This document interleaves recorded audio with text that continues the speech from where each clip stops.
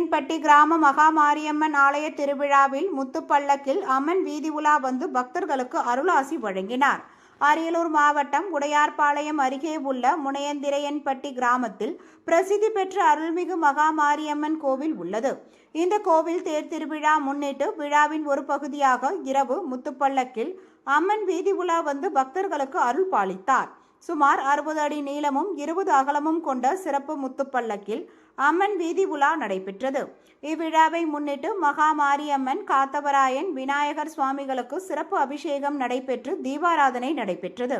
பின்னர் முத்துக்கள், மின்விளக்குகள், மலர் மாலைகள், கண்ணாடிகள் கொண்டு வண்ண கலைநயத்துடன் வடிவமைக்கப்பட்டிருந்த முத்துப்பல்லக்கில் மகாமாரியம்மன் வீதி உலா வந்தார். ஆடி அசைந்து வீதி உலா வந்த முத்துப்பல்லக்கை பார்த்து பக்தர்கள் பரவசத்துடன் ரசித்தனர். ஒவ்வொரு வீட்டிலும் அம்மனுக்கு பக்தர்கள் தேங்காய், பழம் வைத்து அர்ச்சனை செய்தனர்.